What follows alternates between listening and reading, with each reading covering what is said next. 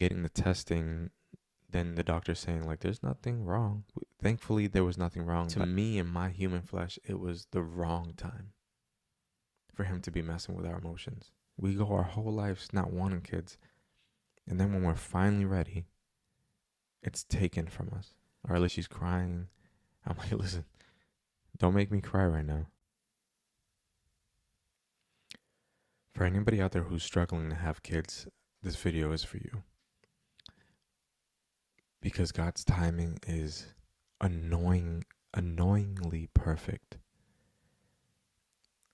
And I say that from experience because I want to share a story on how my wife and I, when we were finally ready to have kids, after for so many years trying to avoid to have kids, we were wanting to start our family. We were wanting to bring kids into this world because we thought that was the next step for us.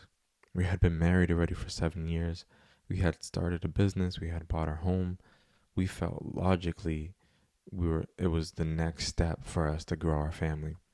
And we felt like we actually were ready for it. We prayed for it. We asked God to intercede and to help us get to that next level of being parents. We had already experienced, traveling and we had grown together. We had time to get to know one another. Yet, when we were finally ready to have kids, after for so many years avoiding trying to have kids, we weren't able to conceive. Actually, that's not true. We were able to conceive, but my wife dealt with 2 miscarriages. And when the first miscarriage came, it was heartbreaking, of course. I mean, both were, but that first one, after already having, told our family that my wife was pregnant, doing a little reveal, the excitement being high, and I remember we were about to celebrate our birthday, and my wife said, I feel a little funny. And I postponed a couple things that I was supposed to do with my dad in order to just stay home and just be cautious of what was going on. And sure enough, we went to the doctors and they said that there's no heartbeat. You are pregnant, but there's no heartbeat. And this was early enough on that she was able to get the medication to be able to pass the baby naturally. But it was so frustrating because we had tried for so long not to have kids. We go our whole lives not wanting kids. And then when we're finally ready, it's taken from us. Or at least that's how we felt. And we prayed again and we had hope. And thankfully we got pregnant again pretty quickly after. I want to say it was within 2 months that my wife got pregnant again. And sure enough, same thing happens. She has another miscarriage. The second time we had a relationship with Christ prior to this, but I'm gonna tell you right now, we were so pissed at God. We were annoyed at God. We would ask him, why are you doing this to us? We're people who love you. We honor you in our life. We ask for your leadership, and you're doing this to us? We felt like God was doing it to us. We felt like, why are you doing this in our life right now when we are wanting to build a family to honor you?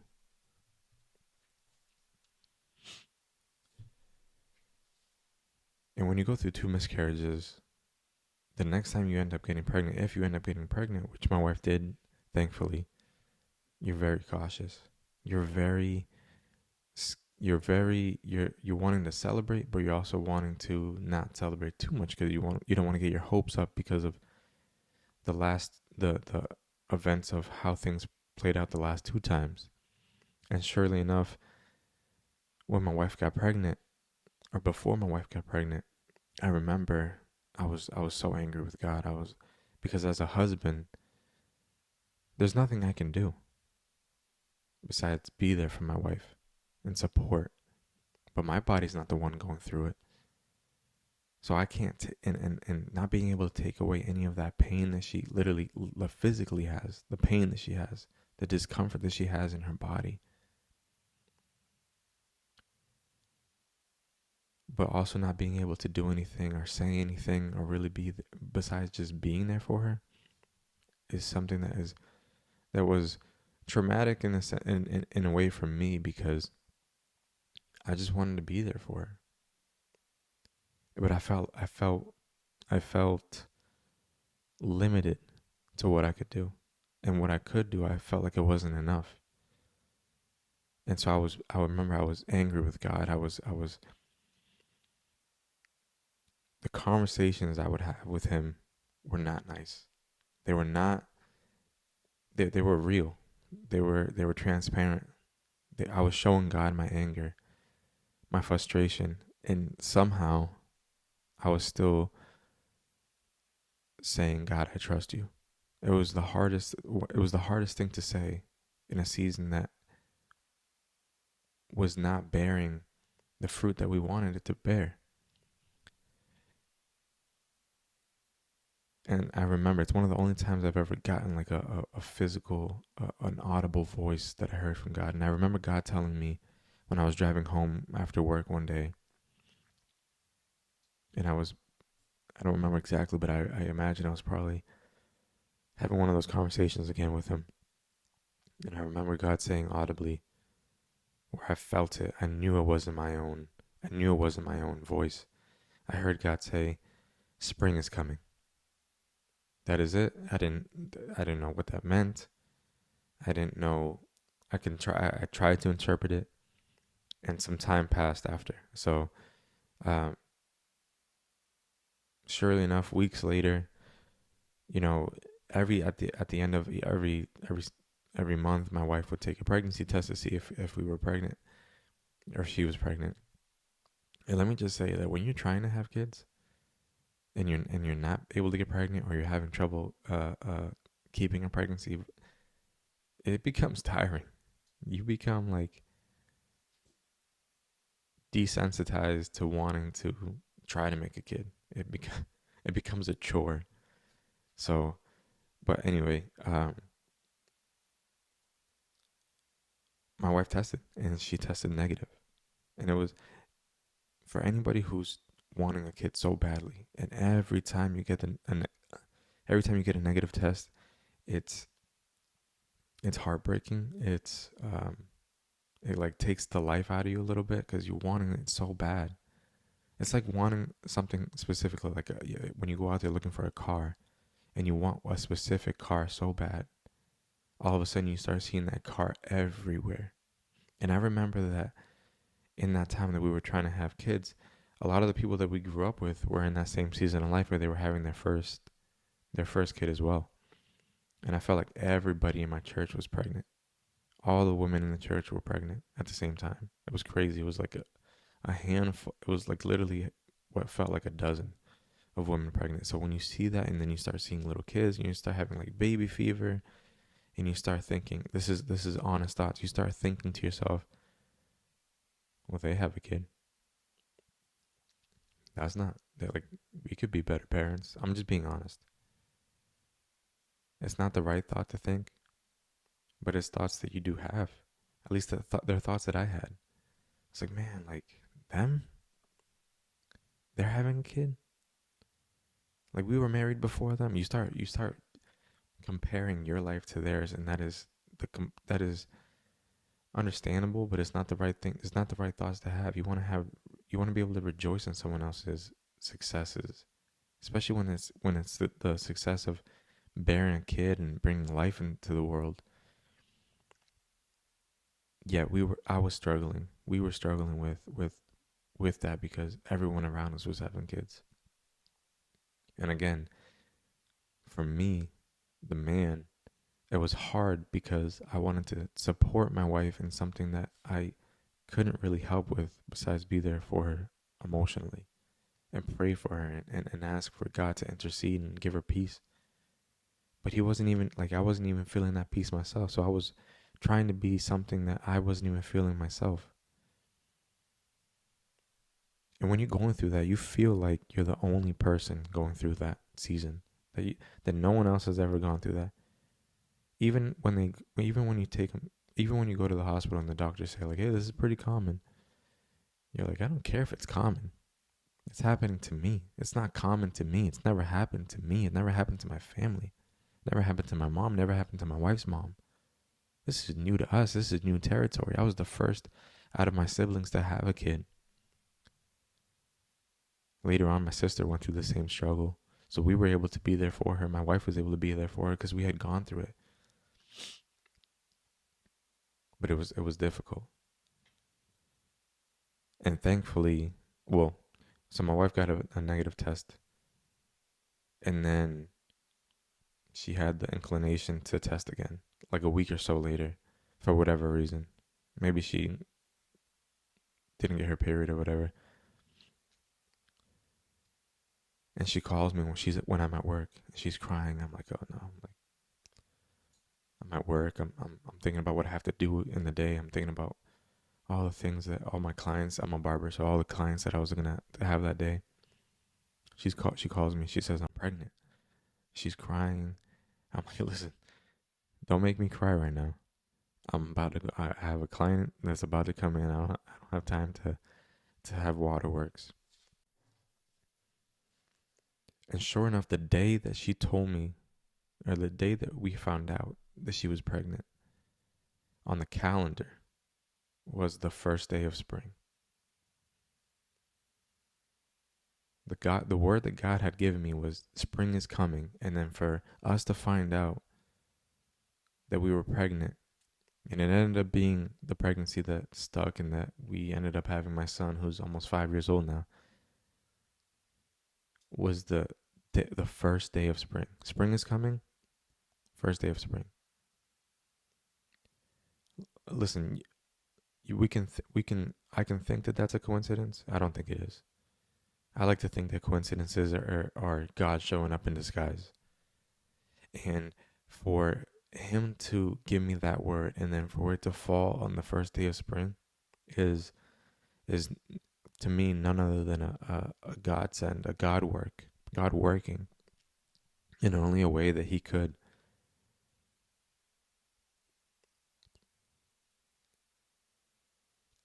So now my son's almost 5 years old. We're talking 5 years later, removed from a season of life that was difficult to say the least. It was the most difficult season that we had ever gone through. Yet he gave us our son. Move forward to our second child. Now we're wanting to have and grow a second child and grow our family. Thankfully, we didn't go through the miscarriages again. But now we went through not being able to conceive at all, infertility. Now you start seeing those same people that were having the first kid the first time now having their second kid and growing their family. And I know it's bad to compare, but then you just start. I started to compare unfairly. Man, they're growing their family now. I want the same thing. I started. It's that same. They have that car. I want that exact car. I wanted to grow my family. I wanted to have my second kid. And again, it's a struggle of, getting the testing. Then the doctor saying like, "There's nothing wrong." Thankfully, there was nothing wrong. But at the same time, it was like, it would almost be helpful if there was something that can have, the finger pointed to say like, "This is what's going on. This is how we can fix it." I had testing done. Embarrassing. My wife had testing done. That's embarrassing. We try to tell people that we're going through that. It's a little embarrassing. Like, and then again, the sex becomes like tiring. It becomes a chore. Never would I thought in my teenage years that I would be dreading doing it to be able to conceive. But sure enough, I mean, it is. And um, we went a full year before you can even get the doctors to say, the insurance to say like, okay, we're going to start thinking about different ways of getting you guys pregnant. IUI, IVF. So our first step was IUI. which is basically medication to be able to help, medication or a shot, I can't remember, to help the woman produce two eggs to increase the likelihood of getting pregnant. Right before she literally receives the medicine in the mail, and it's very timely specific. So once you take it, it's like you have to try, and it has to be a certain time in the month. So everything has to work in accordance. And through this season, we already have my son. So like we have contentment in knowing that if we only had him, we're okay. But we still wanted our family to grow. We wanted him to have a sibling. And sure enough, this is early on in COVID, so I get COVID. So now we're gonna have to isolate in my room for 10 days, and it throws off our timing. Now we have to wait another month. And another month, when you're trying, is it feels like a year. You're just having to wait more and more and more, and it's so frustrating and it's tiring. It's exhausting. It puts like a strain on your relationship because you're trying to be intimate, but at the same time, it becomes like a chore. And I remember I was isolating. Thankfully, I didn't get COVID bad. Actually, it was nothing for me. But my wife comes barging into the room one morning again because I'm isolating in my room. She said, and she's like 7 o'clock in the morning. She's like, "I'm pregnant. I'm pregnant," and I'm like literally disoriented. I'm waking up to this. This is after a year, and close to that year mark. So I wasn't expecting it. One, because she woke me up to it, but two, like we were about to start the process, and yet we got pregnant naturally on our own. And then that pregnancy went all the way through, and we had our daughter, who's now 2. And I say all that to say that God's timing is perfect, but man, it is annoyingly perfect because when you're waiting and you either get it or you don't get what it is you're praying for or asking for or seeking for, you're so annoyed with God. You're like, God, like I'm praying for this. This is what I want. This is I feel like I'm ready. And for whatever reason, God is saying you're not, or you're not ready for it right now, or I'm building your character to get you to that point to where you are ready, or I'm doing something better for you. Yeah, it's hard to see it because we're not God. Yet when we want God to intercede, when we want God's, blessing on something, if we don't get it, are we okay with it? Are we content in Him anyway? Let me tell you that regardless of that tough season, those tough seasons, my wife going through the miscarriages, not being able to conceive for a full year, not being in what we thought was infertile, going through the highs and lows of emotions, the prayers that we got from family, friends, our church, our community, we still felt alone in it. We had each other,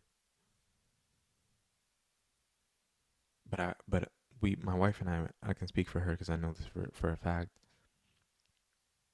We wouldn't trade those seasons for us to have had those 2 miscarriages. We, as hard as they were to go through, I couldn't trade them for my son. Like I wouldn't I couldn't think of saying to myself like I love my son, but it would have been nice to have one of the other kids too. Or I would rather have gotten pregnant 2 months into trying with my daughter's pregnancy than having my daughter. Like my son and my daughter are everything to me. And regardless of how difficult it was to go through that season and thinking, God, what are you doing? I see what he did. I don't understand it. still, why we had to go through that and why people have to go through that. But having my kids now, I'm thankful for the season that I went through, because it gives me like it gives us this way more sense of appreciation. Not that we wouldn't be as thankful or appreciative if it had gone smoothly the first time, because I know people that had, you know, it was a one and done. It was like in and out. They had the kid the first try, or even same thing for the second kid. Or people that didn't have to go through miscarriages. I pray that on nobody. I would I pray for everyone to be able to conceive the first time and have a viable pregnancy and be able to have a healthy, happy kid. I got two healthy, happy kids, and we went through a season that was difficult, but I wouldn't trade it. And God's timing was so annoying. But looking back at it, like, my kids are perfect for us. They were meant for us. God created them for us. He created us for them. And we have an empathetic heart for anybody who's going through that same struggle currently. And anybody who I got my kids ultimately. There's people out there that weren't able to, and maybe, decided to ultimately say, I don't want to continue to put myself through this. So they decided not to have kids, or they decided to adopt. I think one of the most difficult questions we have to ask ourselves is, are we okay with God's timing? Are we okay with not getting what it is we're asked for, what we've prayed for? And I think hindsight can give us this sense of like, yeah, I'd be okay with not having kids. I can't sit here and say that I would be, but it built my relationship with him, where a lot of the things that I go through in life now, I have contentment in knowing that if I pray for something and I don't get it and I don't receive it, it is not the thing that's going to bring me the joy. It's my relationship in God and being content in him, knowing that he is the pillar to my life and he is the one that's going to sustain me in the highs and the lows. And I have to be okay with his timing, regardless of how annoying it is. And I'm telling you this from a space in a place where I'm annoyed with his timing right now. I'm seeking for something. I'm praying for something. I'm fasting for something, asking for him to intercede and for his favor, and it's not happening in the course of time that I want it to happen. In my earthly, I want it now, microwave faith, microwave prayer, put it in the microwave and boom, couple seconds, it's ready. But that season of life taught me that if taught me for where I am now, if I don't get what I'm asking for, what I'm seeking for, I'm okay. I'm content. I'm learning to be content, because it's a daily struggle to be content. It's a daily struggle to ask God for something, seek his presence, and feel like you're not hearing him. Feel like he's not hearing you.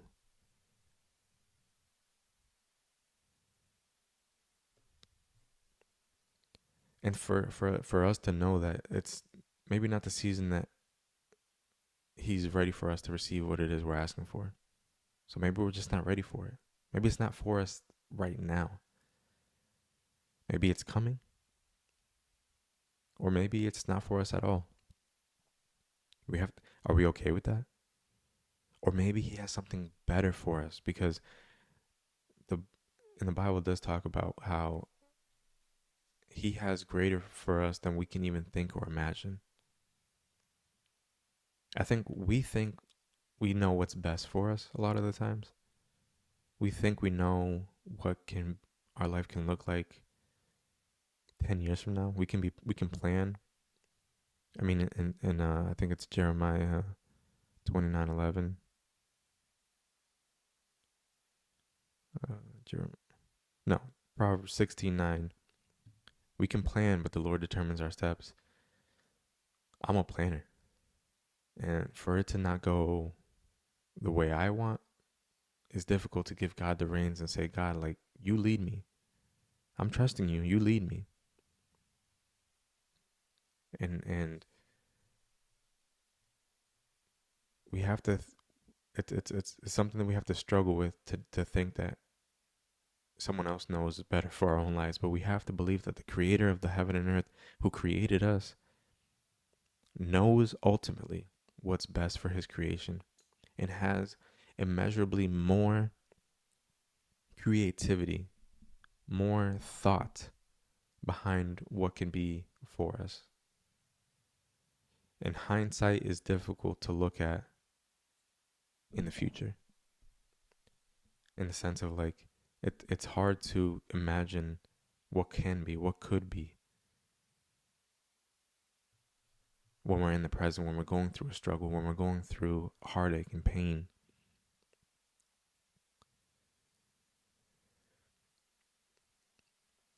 And we have to know, like, when we read the Bible, we get truth, we get revelation, we get the daily nourishment that we need. And Jeremiah 29:11 says, we've heard a lot of us have heard this before, that God, you know, for I know the plans I have for you, plans to prosper you and to give you hope in a future. That's really difficult when you're going through a difficult time. And when we're in relationship with God, talk to Him, be honest with Him, share your emotions with Him, be raw and real. Don't tiptoe with God. He already knows your emotions. You don't need to hide your emotions. Be honest with Him, be real with Him. That's how you have a relationship with Him. Tell Him how you really feel. He can take it. He's a big boy. You don't have to tiptoe around Him. What are you hiding? He knows you. He knows your thoughts. But when we talk to Him real, it's the most it will be the most real your relationship with Him can be. And he sees you. He hears you. And I find comfort in knowing that when I was going through that season of the miscarriages and the infertility and seeing my wife struggling, I felt like He was there with me in the car, just seeing me cry. And He was crying too, and just like He was with me and I was with Him, and I was in His presence. But it was so difficult because His timing is perfect. But it was so annoying as well. It was so frustrating. To me, in my human flesh, it was the wrong time for Him to be messing with our emotions.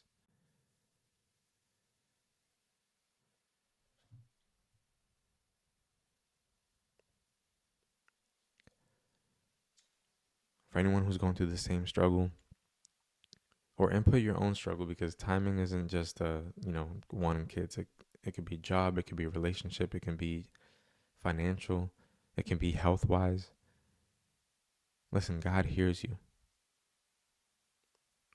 He hears you. He wants to comfort you, and He wants to be in relationship with you. He doesn't just want to hear from you also when you're in need.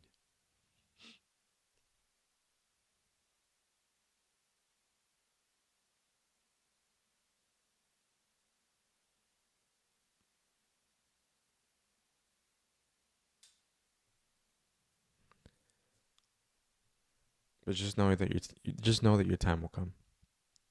And if it doesn't, stay in a relationship with God. Be content in Him. Let Him be the pillar. Give it all to Him. Give Him all your worries, your stresses. Because regardless of what happens, your contentment in Him, as hard as it is to say, as easy as it is to say, and as hard as it is to live out, because it's way easier said than done, He will be your rock. He will be your pillar. He will be your foundation. And you will have a peace that makes no sense. Listen, if you got something out of this, if you felt like this message was for you, or if you can share this with somebody who's going through a similar season of life, for them to just know that someone has also gone through this so they don't feel alone, because it can be isolating thinking that this is only happening to me. Nah. Everything that we go through in life is not unique. It's happened before to somebody. But it's comforting to know that there's other people out there that have gone through the same thing. So like, comment, and subscribe. Share this video with somebody to help them with something that they're going through, or to just start the conversation for them to say like, hey, is this happening to you? Because sometimes it can be awkward to bring up a conversation, but if you share this, and you can open up like that Pandora's box. Listen, God loves you. God wants a relationship with you. And He wants you to live a life on purpose, for purpose. Peace.